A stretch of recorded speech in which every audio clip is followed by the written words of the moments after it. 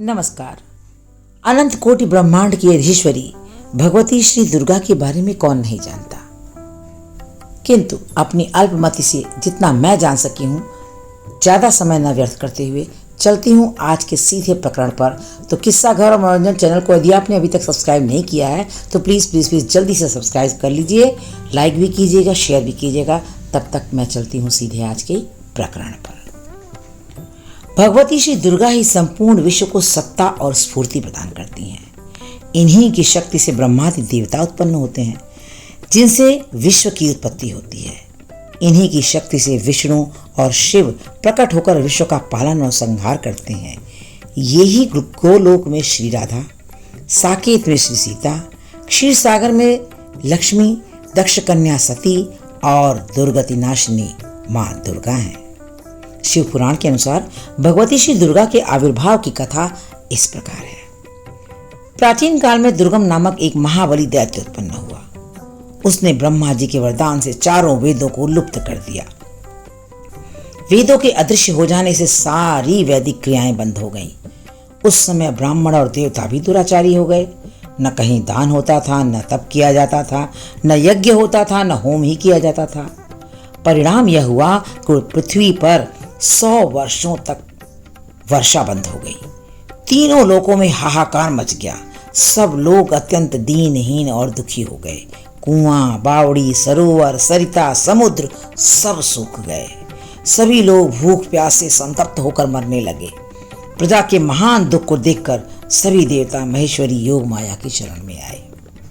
देवताओं ने भगवती से कहा, महामाये, अपनी सारी प्रजा की रक्षा करो। सभी लोग अकाल पड़ने से भोजन और पानी के अभाव में चेतनाहीन हो रहे हैं। तीनों लोकों में त्राही त्राही मची हुई है। हे माँ, जैसे आपने शुंभ निशुंभ, चंड मुंड, रक्त बीज, मधुकैटभ और महिष आदि असुरों का वध करके हमारी रक्षा की थी, वैसे ही दुर्गमासुर के अत्याचार से हमारी रक्षा की। देवताओं की प्रार्थना सुनकर कृपामयी देवी ने उन्हें अपने अनंत नेत्रों से युक्त स्वरूप का दर्शन कराया। उसके बाद परांबा भगवती ने अपने अनंत नेत्रों से अश्रु जल की अनेकों सहस्त्र धाराएं प्रवाहित की। उन धाराओं से सभी तृप्त हो गए और सारी औषधियां भी सिंचित हो गईं। सरिताओं और समुद्रों में अगाध जल भर गया। पृथ्वी पर शाक सब्जियों और फल फूल के अंकुर उत्पन्न होने लगे। देवी की इस कृपा से देवता और मनुष्यों सहित सभी प्राणी तृप्त हो गए। उसके बाद देवी ने देवताओं से पूछा, अब मैं तुम लोगों का और कौन सा कार्य सिद्ध करूं? देवताओं ने कहा, माँ, जैसे आपने समस्त विश्व पर आए अनावृष्टि के संकट को हटाकर सबके प्राणों की रक्षा की है, वैसे ही इस दुष्ट दुर्गमासुर को मारकर उसके द्वारा अपहृत वेदों को लाकर धर्म की रक्षा कीजिए। देवी ने एवं मस्तु कहकर देवताओं को संतुष्ट कर लिया। देवताओं ने प्रणाम करके अपने अपने स्थान पर लौट गए।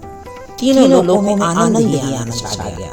जब दुर्गमासुर को इस रहस्य का ज्ञान हुआ तो उसने अपनी आसुरी सेना को लेकर सारे देवलोक को घेर लिया। करुणामयी मां ने देवताओं को बचाने के लिए देवलोक के चारों ओर अपने तेजोमंडल की एक चार दीवारी खड़ी कर दी और स्वयं घेरे के बाहर आ डटी। देवी को देखते ही दैत्यों ने उन पर आक्रमण कर दिया। इसी बीच देवी के दिव्य शरीर से काली, तारा, छिन्नमस्ता, श्रीविद्या, भुवनेश्वरी, भैरवी, बगलामुखी, धूमावती, त्रिपुर सुंदरी और मातंगी, ये 10 महाविद्याएं अस्त्र शस्त्र लिए निकली और असंख्य मातृकाएं भी प्रकट हुई। उन सब ने अपने अपने मस्तक पर चंद्रमा का मुकुट धारण कर रखा था। इन शक्तियों ने देखते ही देखते दुर्गमासुर की 100 अक्षौहिणी सेना को काट डाला।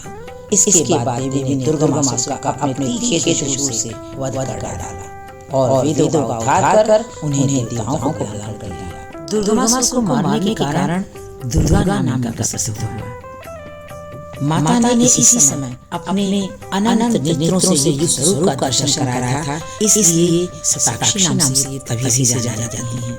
माता के अनंत नेत्रों से अश्रु जल की जो सहस्त्रों धाराएं प्रवाहित हुई थी, उन्हीं से पृथ्वी पर शाक सब्जी और फल फूल के अंकुर उत्पन्न होने लगे थे। इसलिए माता तभी से शाकंभरी देवी के नाम से जाने लगी और दुर्गति नाशिनी होने के कारण भी ये माँ दुर्गा कहलाई।